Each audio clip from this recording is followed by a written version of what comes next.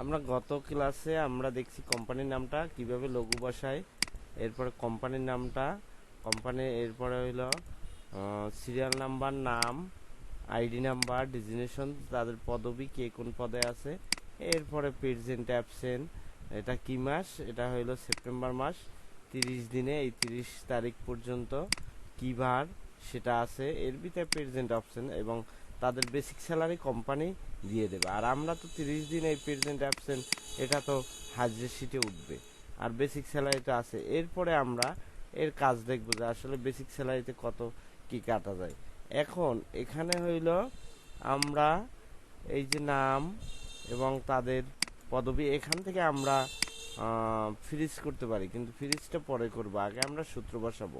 তাইলে এই ব্যক্তি, এই ইভা আক্তার, এর হইল আইডি নাম্বার 11, সে জিএম, সে 30 দিন ডিউটি করছে, এর ভিতরে হইলো তার অ্যাবসেন্ট গেছে 1, 2, আর প্রেজেন্ট এইটা সরকারি ছুটি, সপ্তাহে একদিন শুক্রবার, আর হইলো এইটা শবে বরাত, শবে কদর এরকমের ছুটি, এটাও সরকারি ছুটি, আর এটা শুক্রবার, এটাও সরকারি ছুটি। তাহলে আমাদের মোট কয়দিন সরকারি ছুটি হইলো ওইটা দেখব। তাহলে দেখতে গেলে আমরা বেসিক থেকে আসি, পার ডে তার বেসিক স্যালারি যদি 80,000 টাকা আসে, সে পার ডে কত টাকা পাবে।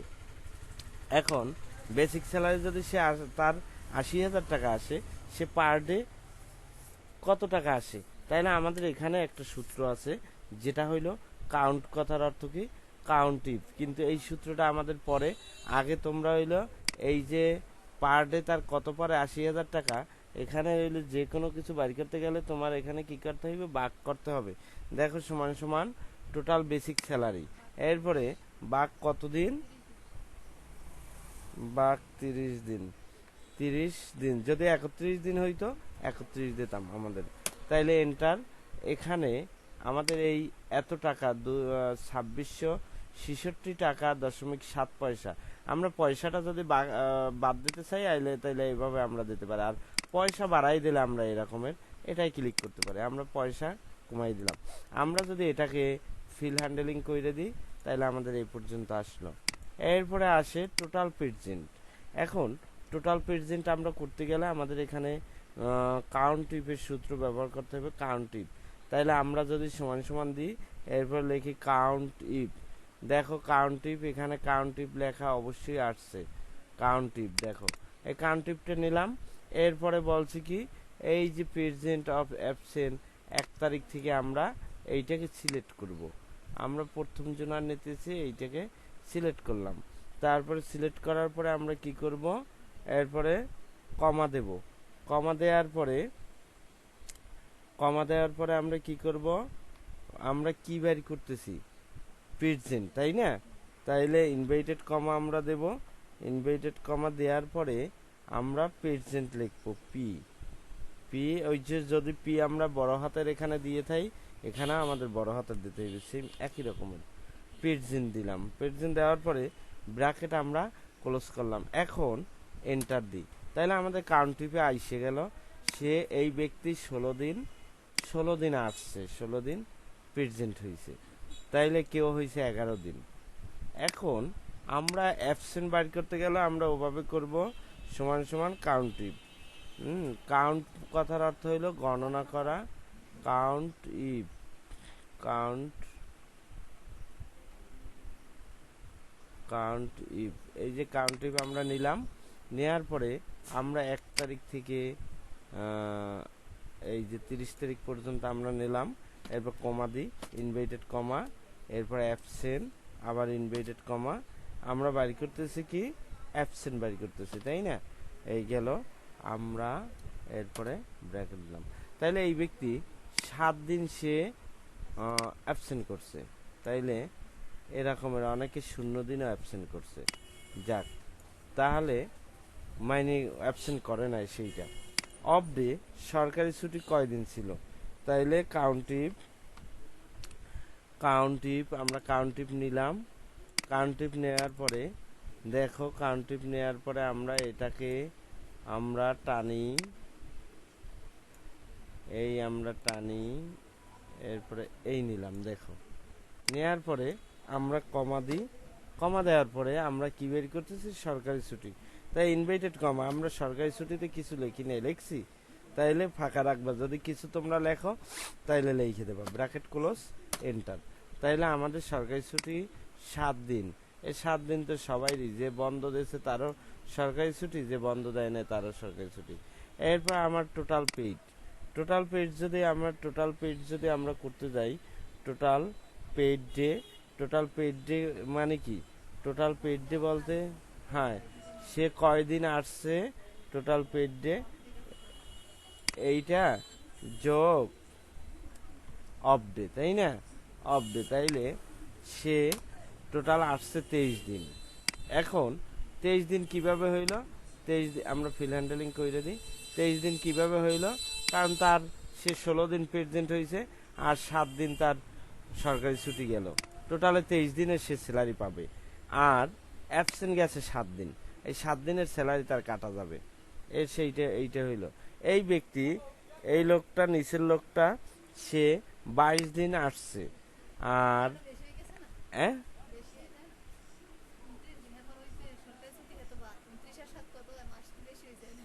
দেখি বেশি হয় কই,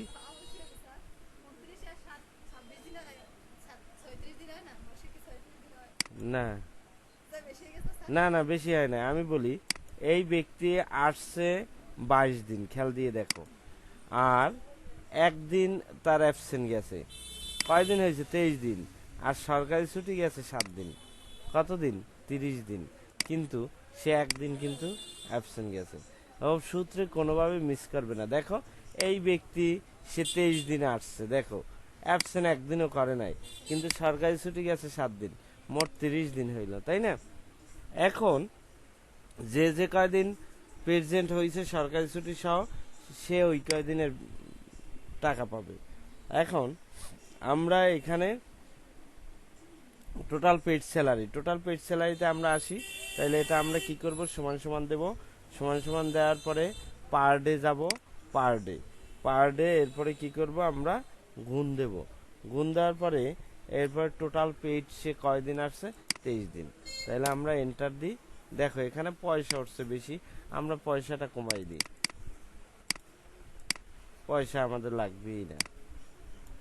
দেখো তাইলে এই ব্যক্তি যার 80,000 টাকা বেতন, তার 7 দিনের টাকা কাটতে নেওয়ার পরে সে পাইতে আছে 61,000 টাকা, 61,333 টাকা সে পাইতেছে। এখন আসো রেন্ট, হাউস রেন্টটা আমরা কি করব, সমান সমান দিই। এরপর হলো বেসিক স্যালারি ক্লিক করো, এরপর গুণ দাও, গুণ কত পার্সেন্ট, 20। কোম্পানি 20% হোক 10% হোক, কোম্পানি বইলে দেবে, কোম্পানি দিয়ে দেবে 20%, 20%-এ হয় 16,000 টাকা। বাস এখানে আমরা ফিল হ্যান্ডেলিং করি। এরপর মেডিকেল কস্ট সমান সমান দাও আগের মতো বেসিক স্যালারি, তারপরে বেসিক স্যালারি গুণ কত পার্সেন্ট, 10%, 10%। তাইলে এটা হইল কত, 8,000 টাকা। এটা আমরা ফিল হ্যান্ডেলিং নিয়ে নিই। এরপর হইলো শোনো, এই যে গ্রোসার কথার অর্থ কি, সেটা হইলো তোমার এই যে টোটাল টাকা, টোটাল কত আসে সেইটা। এখানে হইলো পেড বেসিক কত, পেড স্যালারি পেড এইটা, এরপর হইলো তোমার আর যোগ দেখো মানে যেটা যেটা তোমার হাতে থাকবে। এরপরে হইলো এটা যোগ এটা, এন্টার দিই। তাইলে তুমি টাকা পাবা 85,333 টাকা পাবা। এ থেকে তোমারে প্রভিডেন্ট ফান্ডে টাকা কাইটে নেবে। প্রভিডেন্ট ফান্ডে টাকা কাটবে কত, প্রভিডেন্ট ফান্ড কত কত নেয়, বেসিক স্যালারি 5%, বেসিক থেকে 5% না, তাহলে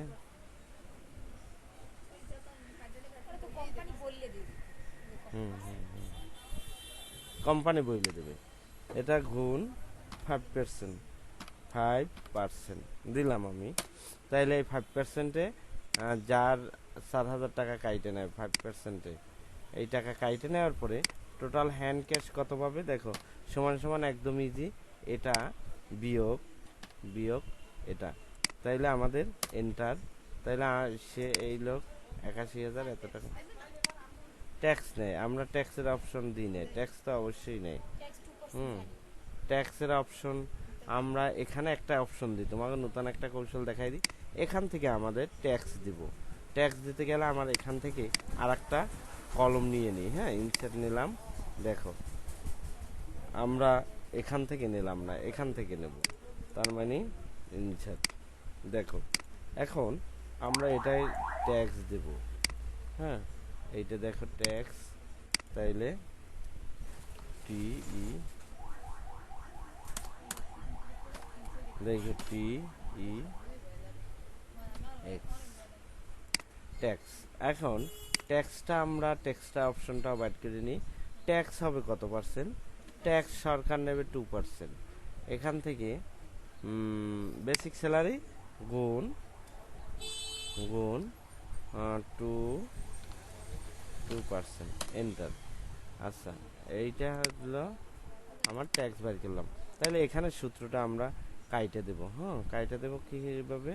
এখানে কাটা লাগবে না যদিও, এই যে সূত্র না, আমরা ট্যাক্সটাও মাইনাস হয়ে যাবে। ঠিক আছে, ট্যাক্স আমরা ক্লিক করি, ট্যাক্স, হ্যাঁ, এন্টার দিয়ে দিই, তাহলে দেখো আরও কমে গেল।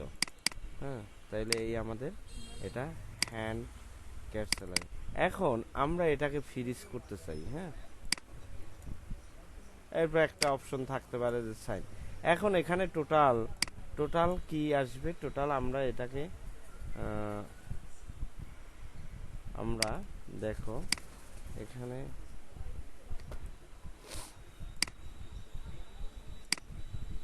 আমরা এটা এখানে টোটাল বাইর করি, যেহেতু যখন অ্যাকাউন্টস ওখানে যাবে সে তো টাকা হিসাব করে নিয়ে আসবে, তাই না?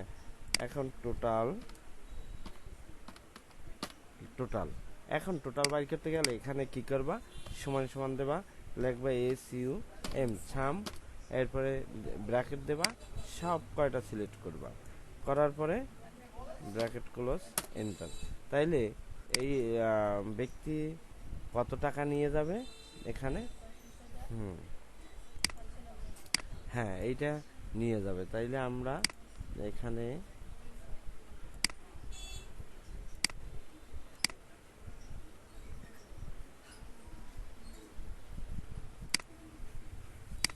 আমরা তাহলে এখন আমরা এটাকে ফ্রিজ করব। আমাদের এই এখান থেকে আমরা ফ্রিজ করলে এখানে আমরা ক্লিক করব, আমরা আসব ভিউতে, ভিউ থেকে আমরা এই যে পেন ফ্রিজ দিলাম। দেখো এখন আমরা দেখো টানি, দেখো ভুল হয়েছে, হয়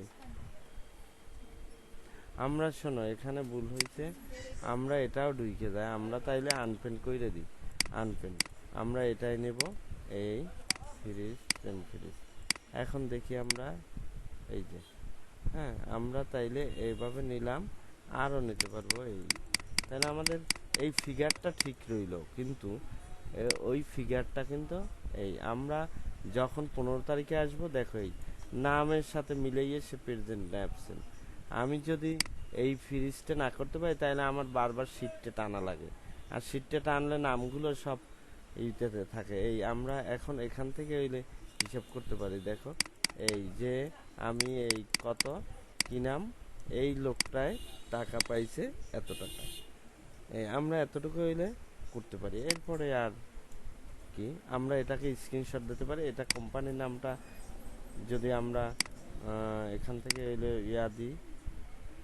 দিলাম। এই আমরা কালকে আমরা দেখব এটা, এই যে এক্সেল শিটে ওয়াটারমার্ক কিভাবে করে।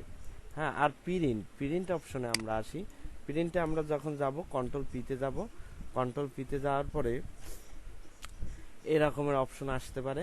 আমরা শিটটারে আমরা কি করব, শিটটারে আমরা এটা কি সাইজ, A4 সাইজ করলাম, সবগুলো হইলে লিগ্যাল আসো।